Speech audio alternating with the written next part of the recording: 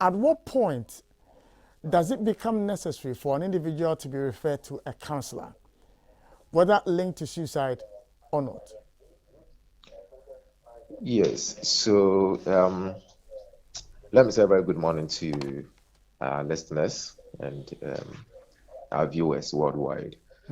I should say that counseling is generally very important, and there are different group of counselors. There are professionally trained ones, and there are others who come across as having general experiences with life and issues. So people normally would want to go to them. Now, for those who do counseling out of their own experiences, then anyone might want to go to them at any point in time. And so you wouldn't really need to get to any particular point in your life, or you wouldn't have to, get to any particular stage in your life to refer to such people.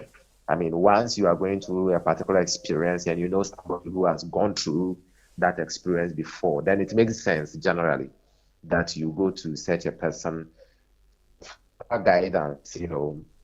But when it comes to um, professional counseling, like um, some of us, where we would say, and I should put this across, that counseling, just as medical doctor or a teacher or an engineer, counseling is also a profession that people are trained to become.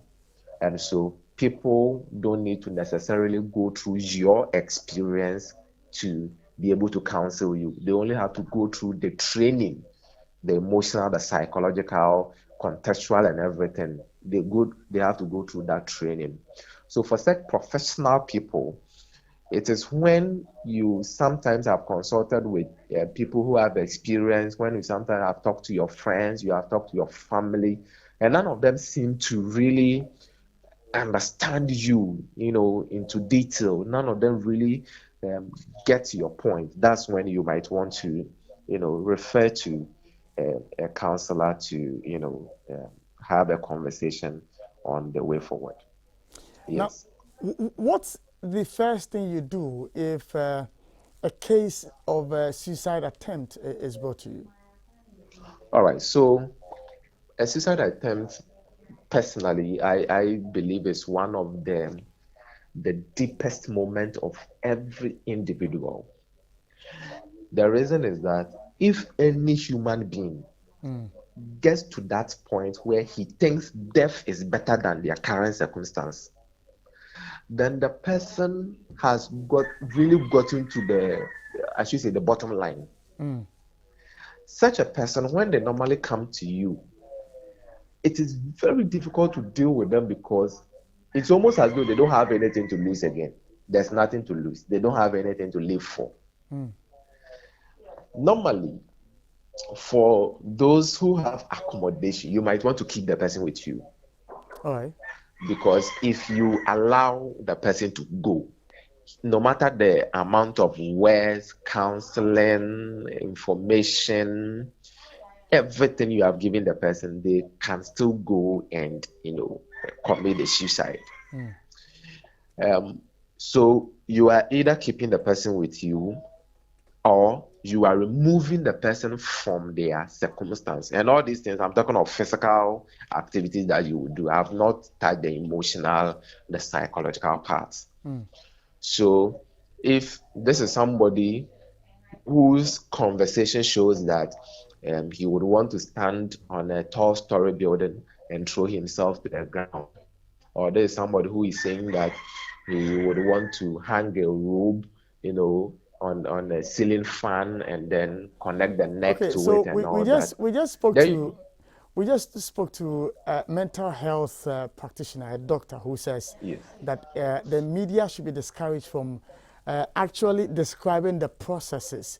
And so, All right. with all due respect, if we may limit the descriptives, when All it right. comes to the suicide, and proceed No, to talk about it. I no believe. problem. I so agree. Yeah. The point I really want to make is that when you get to know the means by which the person would want to commit the suicide, then you might want to remove them from such environments so that they won't have access to. So you deny them access to some of these things. So I agree with the mental health practitioner who says we shouldn't describe it, because even when you go to the pharmacy, to buy drugs, those at the pharmacy shop should be able to deny you, should be able to ask you questions on what you are buying this particular drug for, what you are going to use it for, so that they deny you. So the first step really is to deny the individual from having access to the material he would want to use to commit such, I will call it a crime. And then you get into the cause of the thinking. So probably this is somebody who is coming from a broken relationship. There's somebody who is coming from a hard disappointment from parents. I've dealt with an issue with a university student who said that when she was in a secondary school, she was one of the top students. She got to the university and she's graduating with a third class. Her parents are not aware yet, but she feels strongly that the parents will be so disappointed in her. And there's somebody who is coming, who is already contemplating suicide. I've dealt with issues where this gentleman has invested so much in this lady, paid for her tertiary fees, paid for hostel and all that. This lady graduates only to send him a message that she's no longer interested. So there's a man who is already thinking about disappointment. I've actually had an encounter with one of the men's good clients. Sorry for mentioning, but this is a known thing out there. Yeah. A men's good client who told me that he's a teacher, a classroom teacher, but when he heard of the men's good, he went for huge loans. Now his salary, the salary that gets to into his hand, is just about 50 to 100 cedis. There's somebody who invested this amount of money and the money is not coming back. And so he's already contemplating. So now when you get to know the cause or the reason for the person who is now thinking about these things, then you might want to help with such a situation. So for example, if you are dealing with the student who doesn't even know how to break the news to the family because the family will be so disappointed, then if you're a counselor who can connect to the family, you might even lead the lady to go to the house and break the news. Or you connect the lady to one of the family members who understand the situation, so the family member can lead the lady to break the news to the parents. So yes, one, deny the people access to, in fact that's the most crucial thing to do, deny them access. And then if it is possible, then to get to know the cause of the thinking of the suicide and deal with the cause as well. Now, all these are cases where the individuals themselves know what is causing them to want to take their own lives. Yes. But how about instances where you don't know why you're unhappy? It's a feeling you feel that you're unhappy in the world, and you just feel like taking your life. How about that? Yes. Trust me, I believe that everyone who has ever thought of suicide knows the reason. Really? Yes. The reasons could be varying, but I believe that they know, because even if you are not happy, obviously something would be the reason for your unhappiness. And so you would be able to tell why you are not happy. What comes across as a bit dangerous is that not everybody is ready to let out some of these secrets, or to let out some of these causes. So when you approach them and you talk to them, they will just tell you they are not happy. I mean, because they have so much made up their mind that they are not ready to open up for anyone to even convince them otherwise. And so, anyone who has ever thought of suicide has a reason. All right. Now, It could. my final question would be help. Where to find help?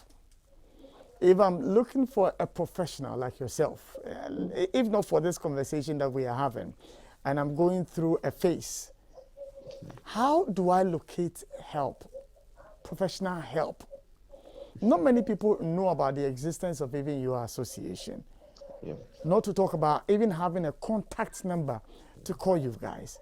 How does one locate help if he or she has suicidal tendencies? Yes. I should honestly admit that access to counseling is a bit scarce in this country. Yes, I should be honest about it. And this is because, look, the facilities which we even have counselors do not have enough. So every educational institution should have a counselor. I mean, a professionally trained counselor. So if you go to every secondary school, there must be a counselor there. But what do we see? I mean, some of us went to secondary school without knowing the school counselor. Sometimes you would hear that, oh, that man going is the school counselor, and that is all. Or sometimes it is only when you have gained admission from one, you have gained admission, that during the orientation, the school counselor will come and give some 3 hours talk. From then, you are not likely to see or meet him again. You will see the office designated as the counselor's office, but anytime you go there, the office is locked. So, access to counseling. Are you aware that for every district education office, there's a counseling coordinator there? How many of us from class 1 to JHS3 ever knew that in our basic school level, there's a counselor in the district? We don't even know. They don't even go to the schools to talk to the students. I have always admonished and campaigned that this school worship that we always have in schools, the basic schools, for some schools it is every Wednesday morning, for some schools it is every Friday morning. We should find a way to fix counseling session in our timetable. It should be part of the school's timetable, so that the district coordinator, if it is Thursday mornings, the district counseling coordinator will move from schools to schools in his district to meet the students and have a conversation with them. Are you aware that every police station should have a counseling psychologist? But how many people are aware? In fact, when you even commit a crime and you go to the police station, they don't even find the need to make you get access to the counselor, because probably you have committed the offense because of something with the mind. And by the time you get to the police station, they're already interested in the money they will take or some report you have to write. Nobody seems to care to have a general conversation with you. So I will first blame the lack of access to our institutions, which we even traditionally have counseling as part of the institution. They don't even have. Now, come to those of us who are into private practice. How many of us get access to the media space? And for those of us who even get access to the media space, there are a lot of people who listen, and once they hear your voice on radio or TV, they feel that this is a very expensive person to get access to. So they find it difficult. So I would admonish that, yes, those of us in private practice, yes, we are there. But, I mean, those are tied to institutions should be a bit more visible for us, so that even those in the communities can go to, if you have a challenge, you can go to the secondary school around you and see the counselor in that secondary school to help you, at least to be the basic level or the first step before you move to those in private practice who have a lot of time and a lot of patience for you. Again, I believe that parents should play a significant role in having general conversations with their children. Okay, so that we wouldn't, if you could remember at the initial stage, I said that we have counselors who are, I won't call them professional counselors, but they have gone through life, they had a lot of experiences, and so they can make the experiences bear to the young people who are coming.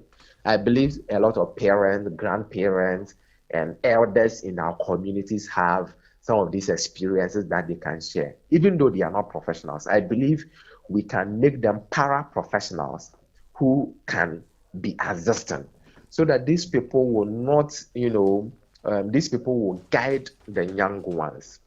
3, social media should come down with the pressure that it is giving to the young people. A small boy will use dubious means to buy a car, and by the time you realize, he's insulting all the elders in the environment, as if the elders, once you don't have a car, you have not lived life. If we reduce the pressure we give to our young girls and our young boys on social media, you see somebody, we all know that this person there, the work he does, he makes just about 700 cedis a month or 800 cedis a month. Then they will buy a dress, buy some hair, buy some shoe, which cost about 10,000 cedis. Then they will post it on social media. Our young girls will see these pictures, and by the time they realize, they want to go through every means possible to get some access to some of these things, and they will be doing a lot of things, some of which result. We are in this country when we saw the lives of Moesha Budong attempting suicide. Okay? Because they have gone through a lot, or she has gone through a lot, she has been through a lot of places, and so she feels that the world is coming to an end for her. But this is somebody that a lot of young girls, a lot of young ladies out there consider as role model. So imagine what our role models are also doing to us on social media. I believe without the professional counselors, if we can all find a way to moderate our lifestyles, I mean, let us not make people have wild imaginations of how life should be. It is okay, it is cool not to have a degree or be a first-year student when you are 40 years. It is okay to be 40 years and not have a car. It is okay to be 50 years and not build a house. It is okay to be 50 years and not buy the most expensive watch or the most expensive shoes. We should begin to orient our minds to understand that success in life is not dependent on the most expensive material things we get, but the most peaceful mind that you have. When we begin to cite ourselves as a nation, I think some of these feeling for suicide and feeling for uselessness, the fact that somebody feels is useless. All right, Mr. Fenyi, yes. under 30 seconds, yes. What should the young boys and girls do? Yes, the young boys and the young girls, if they are listening to me, they should understand that, one, they should not live life to impress people. They should live life to impress their own selves and have peace of mind. When you are living life to impress your own self, then you are okay when you go to Cantamanto and buy a 5 cedis pair of shoes. Okay, so our young girls or our young boys should know that at 25, life is already beginning. You shouldn't kill yourself to buy a car. You shouldn't succumb to pressure to build a house. I mean, at 25, some people are in school. It is very fine. At 25, I mean, you are young. Life is only one. Live it. Be peaceful with yourself. Consult when there's the need for you to consult. Ask questions. Go to people. But never feel or think that because your friend has bought a car at 25, or your junior brother or your junior sister has married before you are useless. You are not useless. Once there's life, Mr. or Fenyi, once you have life, the future is still bright. We would have to end it here. Mr. Daniel Fenyi and Edi and Komono.